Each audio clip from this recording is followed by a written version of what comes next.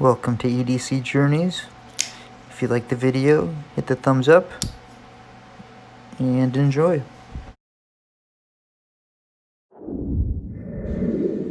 This is the situation I'm in, and I'm trying not to show information on this paper this thing is on. Someone's doing all the medication for my dad. My mom's here, so it could be candy. But the cat's also just had a treat. This is the exact setup I just walked into. What are the odds it's candy? What's going on, EDC people? And what's our journey today? Well, it's this Freeman. I'm gonna tell you what I can tell you about it. It's an awesome tool. It's extremely well built. Fans of audible knives should love it. It sounds like a tank, and clearly is one.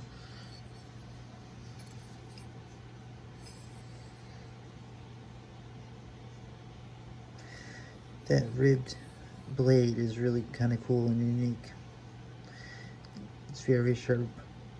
That's the edge, really pretty much from Rick Kearns, whose knife this is.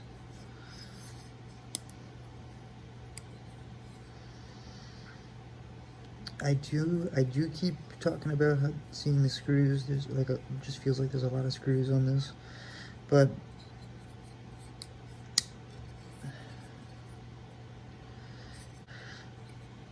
as a collector, I guess I would care, which is more of what I would be for this. But for someone, I mean, this is a fireman, a police officer, a military, construction worker, I'm just naming the extreme ones, anything in between that. This is a hard-working tool, and it's meant to do that, and it's gonna do that. It's an amazing steel, S35VN. It's a big old chunk of it.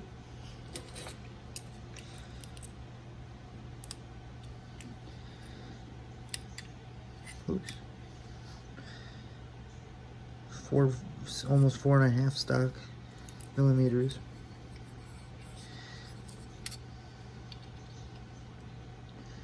.82 millimeters on the handle. I don't even have a ruler handy to do a total length right now. Perfect timing. I'll use Rick's other knife, the Ontario Rat Model 1. I just felt like getting on YouTube for a second, talking about knives. If you've never had the Ontario Rat, I mean, right here's the Spidey Chef. I don't know if that'll help you with anything.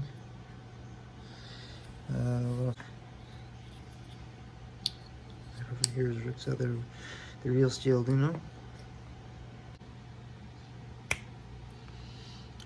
Good, now the table's cleared off. Comparing to the Ontario Rat Model 1, let's be a little more serious. It deserves that. Compared to the Para 3, the Civivi Elementum,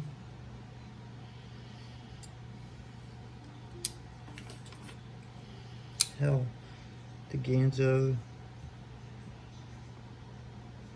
FH12, I think it is, which is the same as the FH11, just to give you an idea.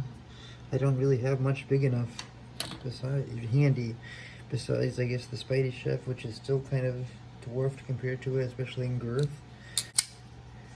This is the Banter. I have like the Praxis, I guess I just don't have it handy. And with the features of the pause button, I went and got some more knives. Look at this compared to the Civivi Rustic Gen. Nothing like that in size. You know what? Apparently, I like smaller knives. The Leek.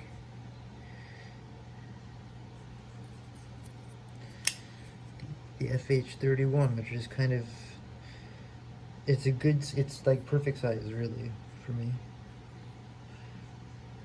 As far as in hand, you know, like real use for my size hand. Especially with the creep up. I really like the price on it, obviously. I would absolutely use this a lot. That's kind of the big comparison, that big knife I would carry. This is big for me. I'm not a big guy, a huge guy. So to carry this every day, I think would be cumbersome. But if I had a profession, some kind of anything professional, anything instruction, anything like that, I would definitely endorse that knife. I mean, it's a Freeman. I don't know anything more than that. I don't know the model of it. I know the owner's name is Jeff Freeman. I know that this is a beautiful drop point with a button lock, a hook on the top with the flipper tab, some beautiful jimping. It's got this material on it that I don't like the feeling of, but I just feel like everyone else in the world will. I just am weird and don't like the way it sounds. It sounds like cotton balls and stuff to me. It's a big knife. I wish I had my measuring tape. I'm not going to stop it again, so let's just keep going.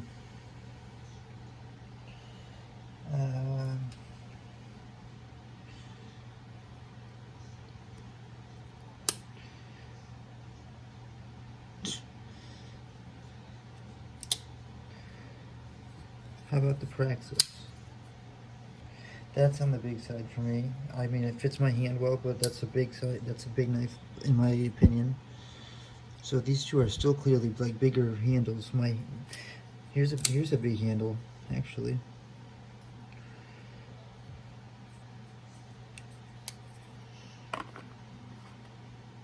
This is the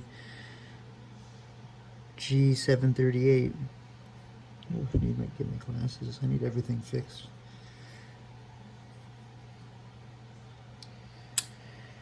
Yeah, so really, as far as the things I am now using,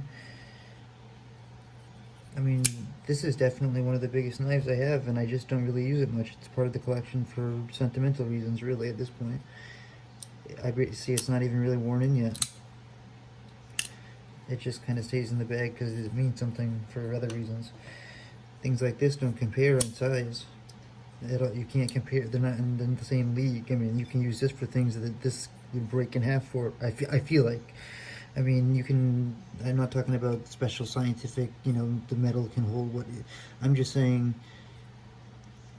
This is like a different class of heavy duty, in my opinion. This is all just my opinion, guys. Also remember that. Blade length kind of is not at all the same. You know, I mean,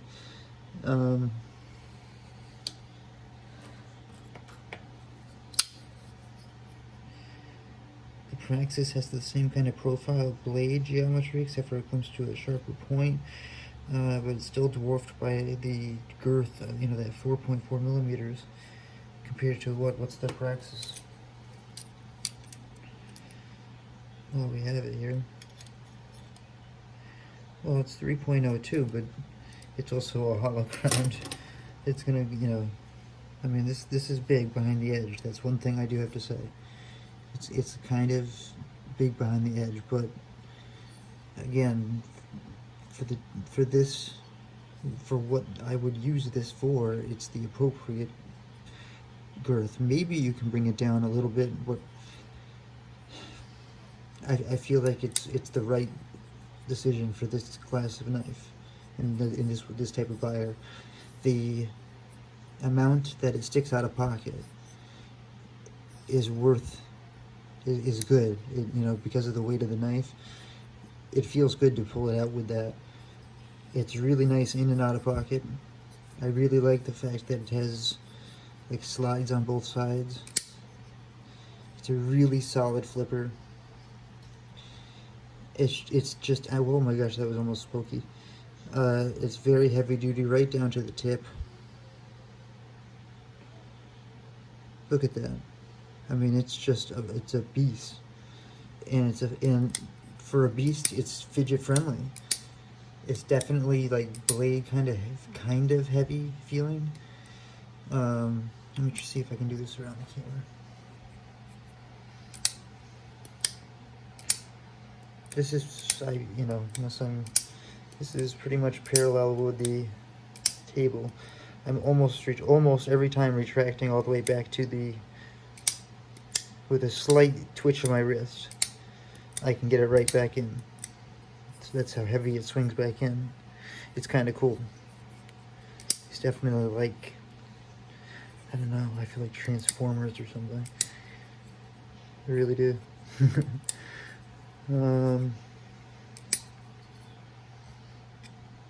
Yeah, that's in size right now. Handy, that's all I have in comparison for it, really. As far as people might know, that, I mean, I'm sure there's more people with an Elementum than that, and there's probably even more people with a Para 3 than that, so let's show those two. Hell, we can fit that in, why not? There. I can show you what I can show you. Oh man. So that's what I think of the Freeman. It's just, for its weight class, it's the heavy puncher. That's exactly what I think. Too many screws, or it just looks like it. That's the only thing cosmetically, if I had to say. I'm not trying to be that way, I'm just saying.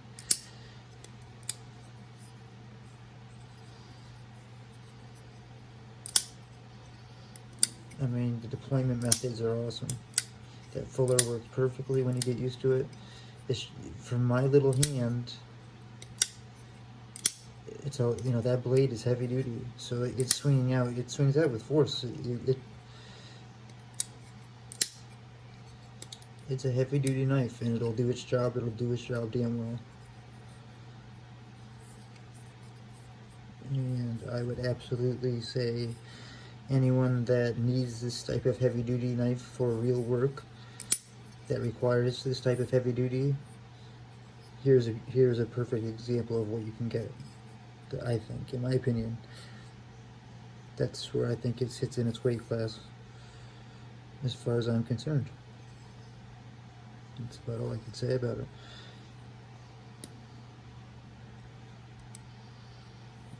I'm going to clean them up a little bit. Well, I'm going to clean this one up a little bit and get it ready to send back to Rick. I'm going to play around with this one for a little while longer. See, I do. There we go. And man, that is longer than it is, like deceivingly long, that blade. That handle holds a decent amount of blade, doesn't it? Once again, I don't have my perfect timing not to have my measuring tape or anything, isn't it? I have every tool but that, or a scale. As far as, yes, of course, this is more EDC to me.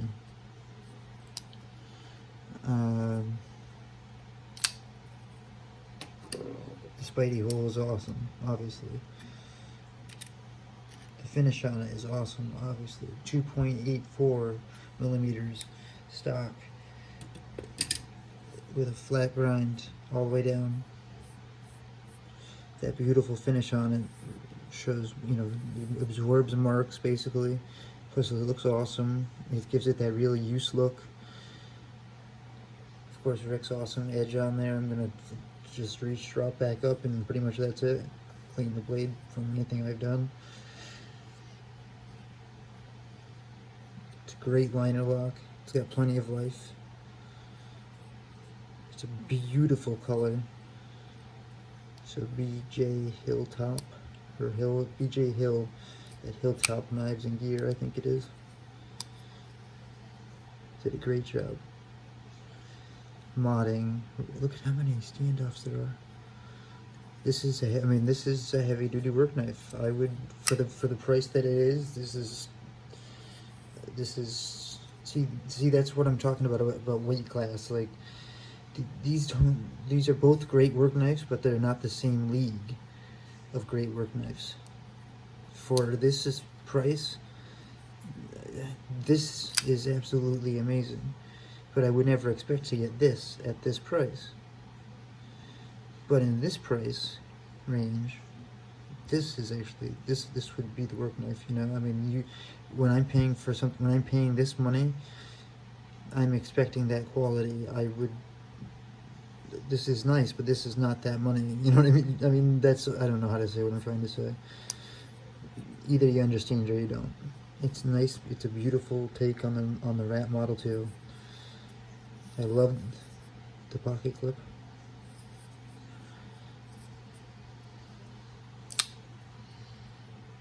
Despite it's just brilliantly done.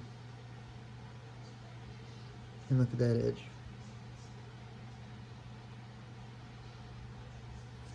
The forward choil is amazing. It's got long reach. It's definitely got long reach, and it's classic shape. I mean, it really is.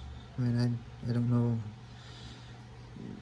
This is actually my first time looking at, not looking at it, but this review of it. I never had the Rat one before, is what I'm trying to say. So these are my first impressions of that knife. It's with this modifications on it. I have not seen it out of the box, just as a plain Rat 1. So of course, as far as I'm concerned, as far as I know, and as far as my knowledge of knives and so on go, this absolutely would get 3 Shamrocks in its weight class. I don't know what weight class that would be yet. Maybe I need to make some kind of system so it makes sense in my ranking categories, but in its weight class, 3 Shamrocks.